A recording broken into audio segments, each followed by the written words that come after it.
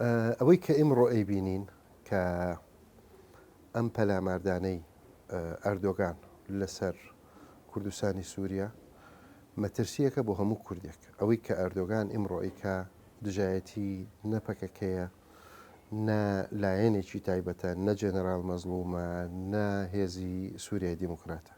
ئەوەی کە ئیمڕۆ ئەیبینین دژایەتی دەوڵەتی تورکە بۆ هەموو بوونێکی کوردی لە ڕۆژهەڵاتی ناوەڕاست. من دڵنیام ئەگەر بێت و ئەو خۆپیشاندانانەی ئێران لە ئێران ئێستا ئەبێت سەرکەوێت و وەزایکی تایبەت بارودۆخێکی تایبەت بۆ کوردی ئێران دروست بێ، پێش تاران ئەردۆگان زۆر لەوان زیاتر دژی ئەو وەزعی کوردی ئێرانە بێت. بە هەمان شێو بۆیە کورد بە ڕەئی من ئەبێ لە هەموو پارچەکان زۆر وریابن، بە تایبەتی ئەوانەی کە پەیوەندی باشیان لەگەڵ ئەردۆگان هەیە کە وریابن و هەوڵ بدەن ئەم هێرشانەی ئەردۆگان ڕاگرن لەسەر کوردستانی سووریا، چونکە ئەوەی کە ئیمڕۆ ئەیبینین دژایەتی تەنها کوردستانی سووریا نییە. ئەگەر ئیمڕۆ ئەردۆگان لە کوردستانی سووریا سەرکەوێ، سبەینێ کوردستانی عێراقە، دوو سبەی کوردستانی ئێرانە. ئەردۆگان دژی هەموو جۆرە بوونێکی کوردی هەیە لە ڕۆژهەڵاتی ناوەڕاست.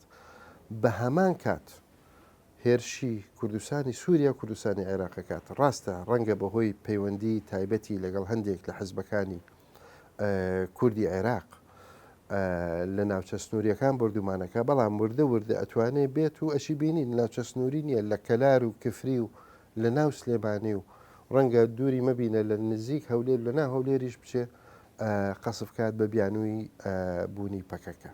ئەمە شتێکی گرنگە. ئەمریکا ئایا ئەتوانێت؟ بەڵێ ئەتوانێت، بەڵام تێناگەین بۆ ئەمریکا ناتوانێت ئەم شتە بکات.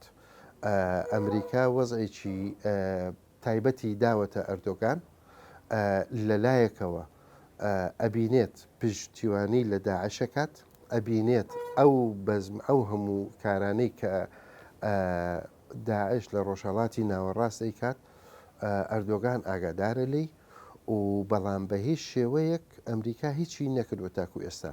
هاتنی ئەردۆگان پەلاماردانی ئەردۆگان بۆ کوردستانی سووریا یاخود بۆ ئەو بەشانەی کە لەژێر دەسەڵاتی هەسەدەن هەمووی بۆ لاوازکردنی هەسەدێت، لاوازکردنی ئەو هێزانەیە کە ڕوبەڕووی داعش بوونەتەوە لە ڕۆژهەڵاتی ناوەڕاست. ئێستا بیبینە لە شەڕی سەریکانی لە پار لە سژنی بەندیخانەی حەسەکە، ئێستاش کە بینیمان یەکەم شوێن کە دائیمە قەسفەکات ئەو شوێنانەیە کە سژنی داعشی تایە.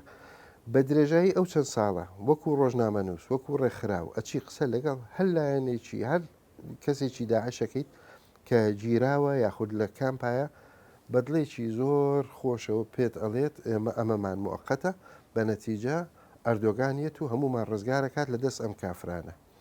و ئەمریکا ئەوە زۆر بەباشی ئەزانێ، بەڵام تاکو ئێستا نازانم بۆ پێ ئەچێت تا ئەم لەحزەیە بە هێزی با بڵێن بە ڕەغمی دیفاعی تێکەڵاوبوونی ئەردۆگان لەگەڵ داعشەکان ئەردۆگانی لە کورد بەلا مهمترە.